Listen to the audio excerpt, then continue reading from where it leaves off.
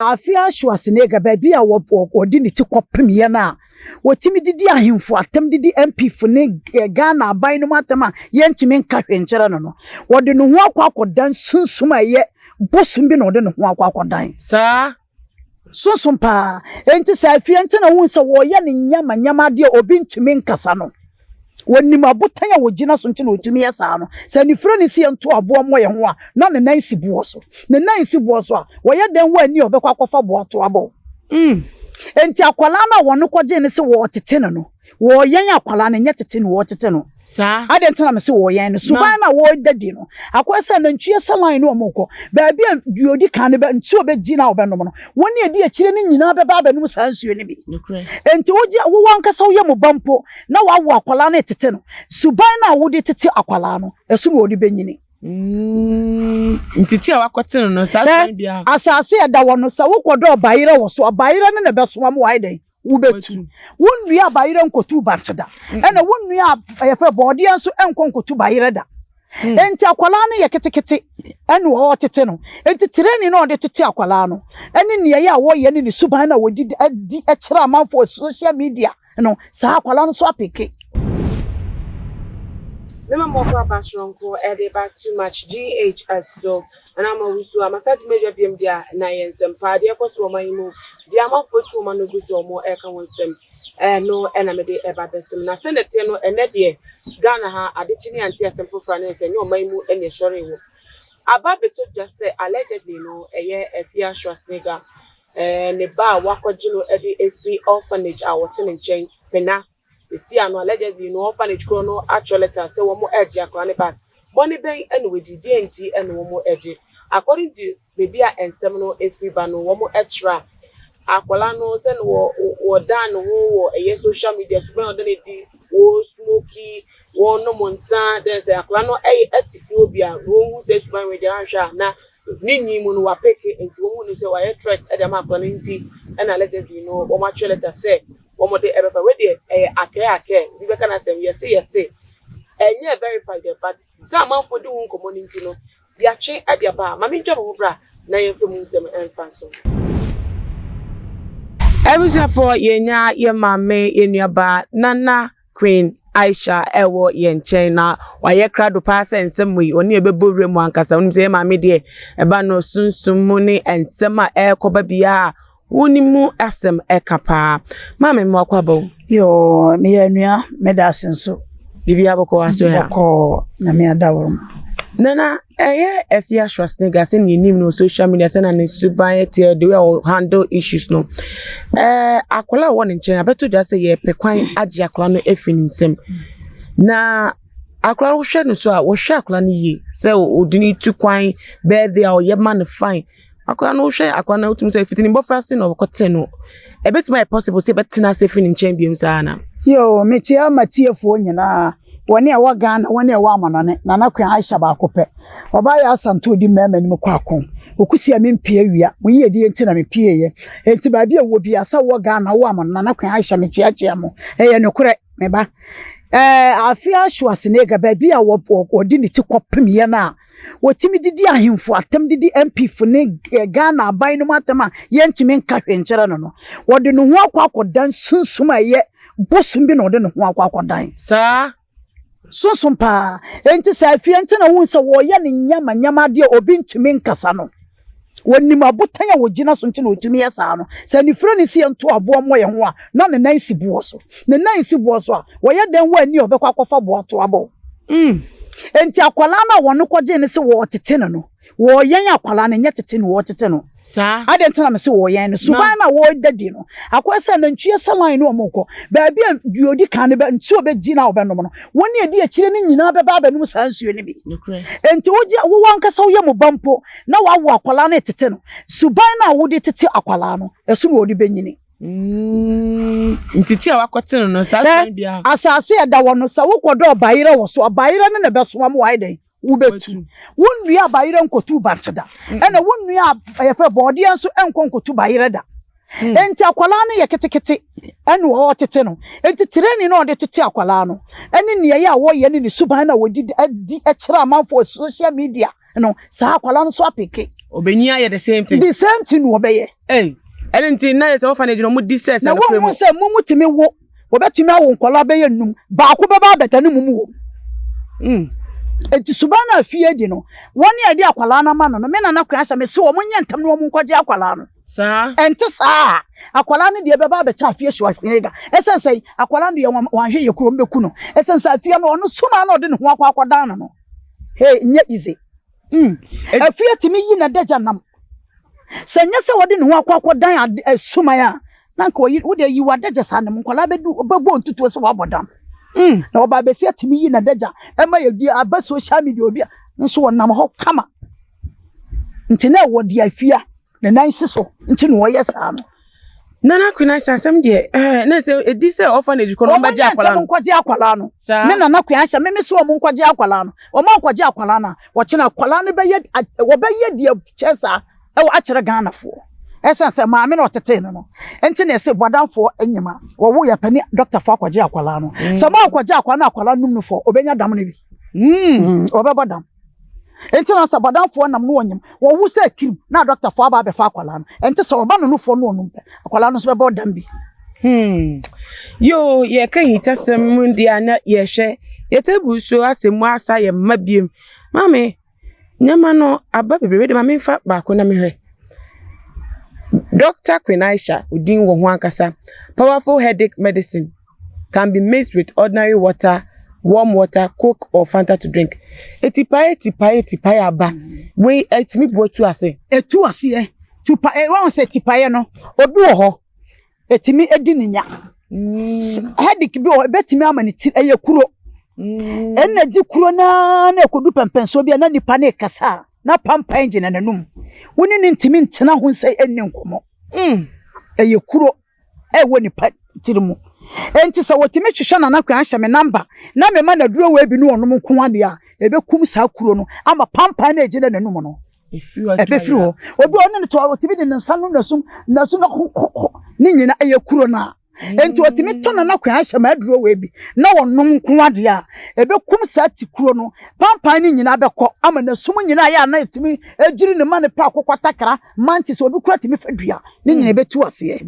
sane nsa se dua nketekete yebubu ene de sane nubina bible kura se yenni duaba no ni amfa ahaban no ni nubina no ni amfa nsa yare ye amfa nsa la we suma mhwe ye say powerful epilepsy medicine etre na eye twere eye nimgu ase yare etwere eye nimgu ase yare etwere eye yare boni a enya kura nti se ni we ni nyina e ba ko we ye de tua we so ye nom nti wo be fa mienu na bom anajo kwada no watua we so wo be no na wo nom won timi no so ahye ni bites Fanta ana Coke na nom na sister yare na be ya maman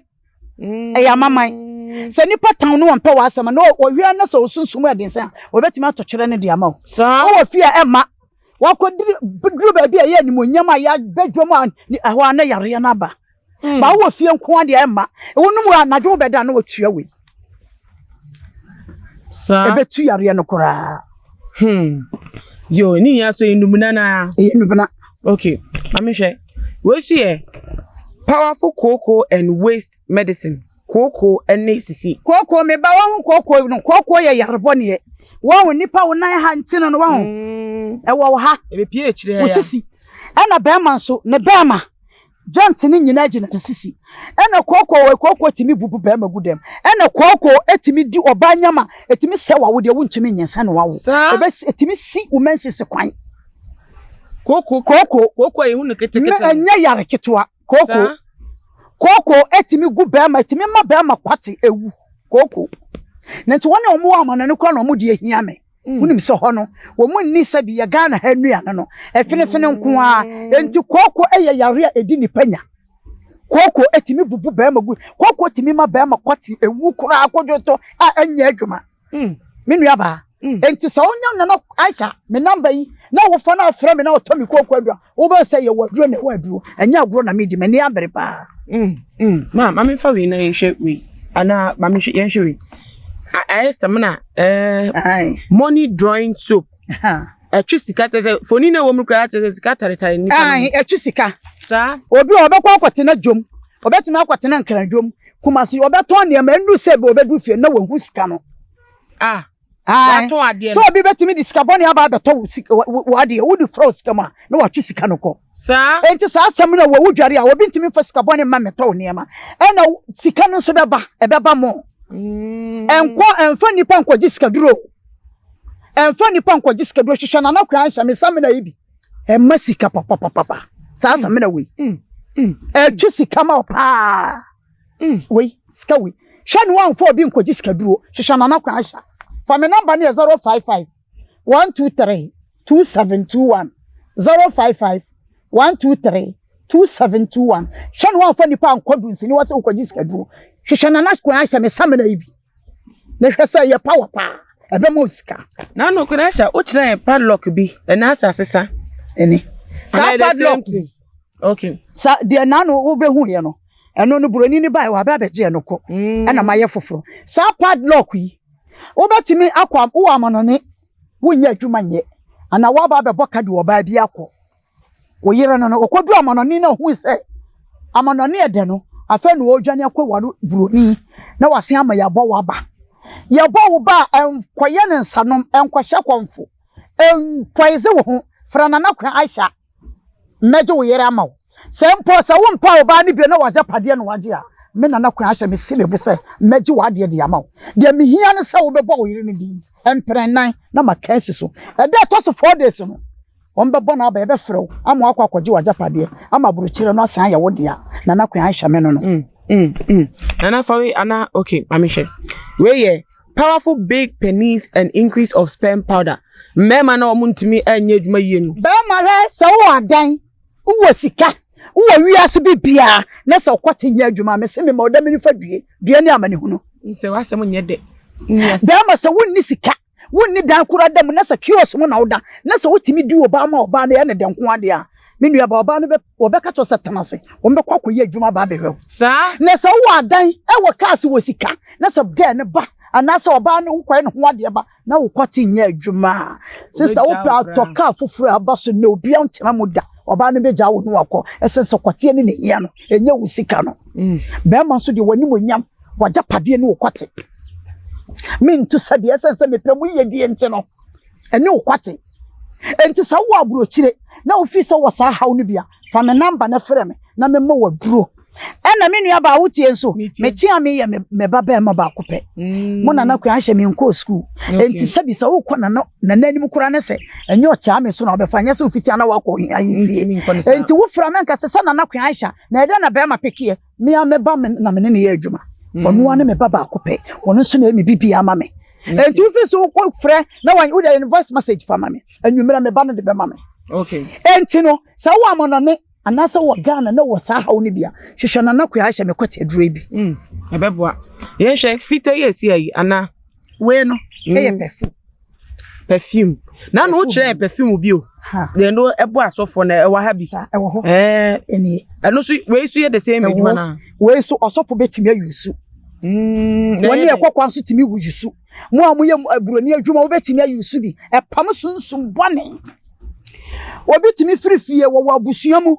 ne aton sama no obenum sasa de akowuo mu afede yabonu kohwini wo de ato sa na hwehwana na kwa ahye me number obi obetimi akọ opa adwuma onya obi betimi akọtena adwuma no pasa ma de asa onu ni nuanom na beko wiki bi ombeko no ne de otewo empere ensuro ehwehwana na kwa ahye na me mo sa alafin tan bi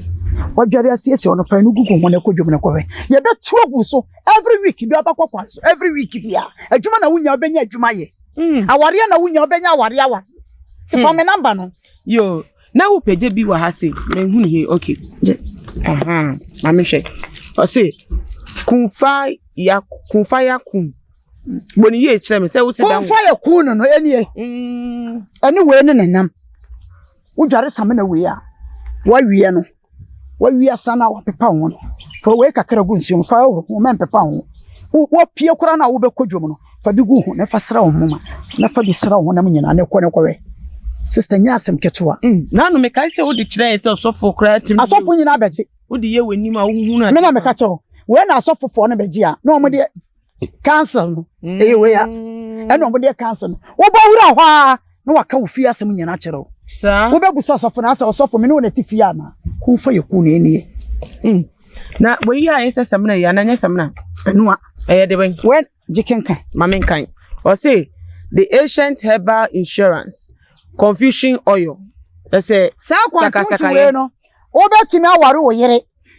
Na obi age no. Ana wo girlfriend na obi age no. Mensuro. Fa na nakwa ahya me number. Mema o sa spray we. Wo de ye ho a na wo de confusion aba o montem. Wonder bro mo sa tete o mo santomago. Oba na di America beba wo. Sa ana sa obi abeba wo pusa na pese obetu ya ka. O di America du sika beba bebre wo. O de me na me ka kire wo. O du sika bebre so ontumi nda. Wo so be ma bi aba oba ho ka. Oba no ho ka wie na sa be ma foforo ba. Afedo se de oba no ho ka ne nsa fata no. Wo kwa be ma foforo. Me say memmo ombe botto de sa oba no de na chi na be sa be wa wo. Eni confusion eni. Asemo mami fa we ade we aka me nipa. O say good luck herbal oil. Good luck. We no good luck na sa wo de wote ase. Wote ase. Aha, and I make a test how good luck, you know. 1 year, you teenage woman, dear. A year mount. Any 1 year, Pessi, your quine. You're too quiet. A year mount. 1 year,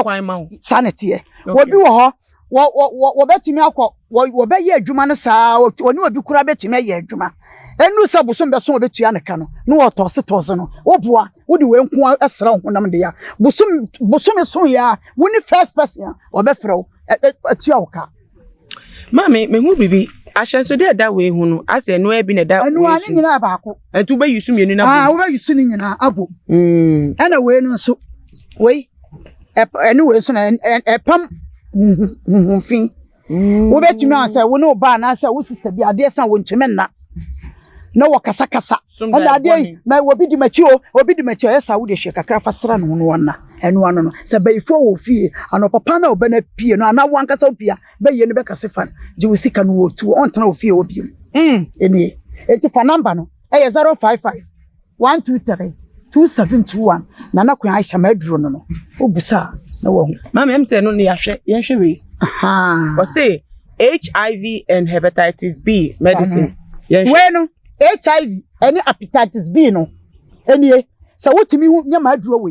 we na wodi gukokom ana pa betimi asana wo we enya nyono nya hwe ebetu HIV ni hepatitis B no etu ase akwa sister wodi anom odu week na okọ hospital na doctor ko check go obebusa se wonya duro we sa konfanoche da bia beto ma aduro biko konfanoche o ma je atumo me say last month kura de ge bi go so onu kwa akọ no maduro wo e na nadam fo se men no ma beja me hane yenko wo so wonko ba na ma na duro we bi na anu ge ne ye be di salai obere me nkuku akese 4 emu ba nche bodie ekosua wo niam ode abeso me wo se nana kwan ahya waboa me esa de 10 million piece ama me wakai asidan chai na oba be na to sorry be gusu san ebuja for we hip up tonic hip up as a 2 na tale ho no can I share we de hwe mai we oba de bia me kese wani monyam ne woto onofu oche we nya bia ye hu na ebinim ko toburo ni die na ba kwa ye 1 na ba kwa ye half maduro ntesa wonu maduro we ya woto wosere wananto nyina be kama here exercise dabi sister ena sunsunso we bia nso nyim enya bosi pe asino no okay enya afa na be ye 1.5 sade wetie na saa na tie eni sa me hundu on to maduro no me waka se kwan aisha waduro no aba 1.5 ni nyina bosi okay saa na tie okay ena we nso ye tami ewu mami fama wankasa hwe ampa time ewu spiritual soup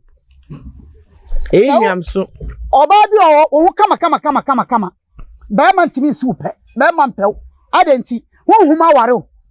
se ba man ba so opew aware wa o den na ni ko di fie pe na honhum na akoma ne woni se kwa meyere no enti hwehwe na na kwa ansa me number na total me ewu na jare ebe pam honhum na ma wo nso anya yedie anya aware papa ayede awore atena ba ma fie my fancy okay na queen we ya tisha no su yedro we say adekoko adekoko we say ko jan nie na de wo mu ne de eno ene ye ade no we so obi ba obi sisiw te se woni won ba ne sika ne yase adan wo beduru a wo fa se nya ne dia wo dan krata ne dia ma ne ba wo de anwene wo ba mechekere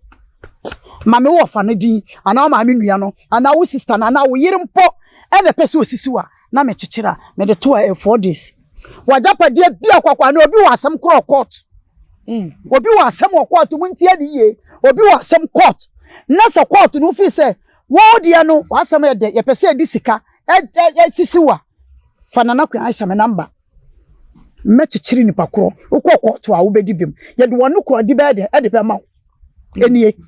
sa wo Ghana sa wo amonone enie yo nana kwa aisha obi wo be ka se me ferry se mecheche me nsem mu e wo phone so na ntimi pese me mbra waso ye na me behu a ehifa e na wo be che no we ya ka se anse na okra no kire we mu tender salt aha we no tender salt ya wo hu obi o racist mi gu no ho ya mo se chicken pox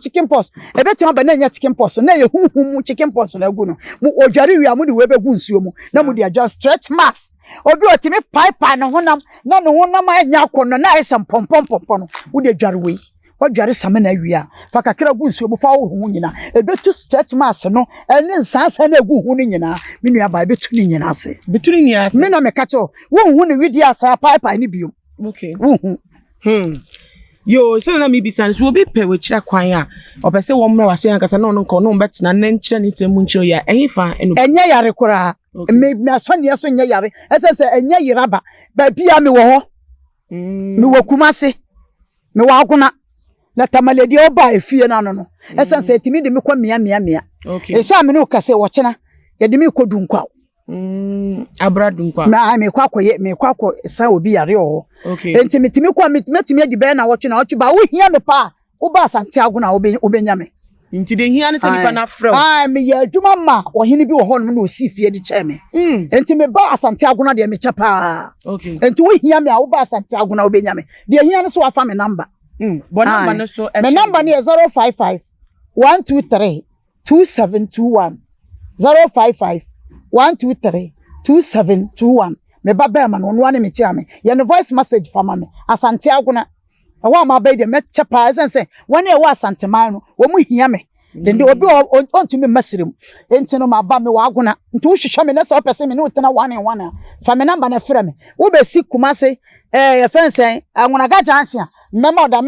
asante mamponka uduru aguna no wasi wo fra mema me pa na ba be fo aba yo nana Queen Aisha ebeda wase ebushafo aha enemre be my kwan ma de nkomode no esi wetie mu ensem na o pese wundi echi numbers no enegu no bomode ne fa ne frɛ no na woni no eni nkomo emfa eye wasem no ehu na biem so no bomode follow Tuma GH ewo ye social media platforms Instagram Twitter so Tuma GH _ Facebook so eye Too Much GH macro bibia bye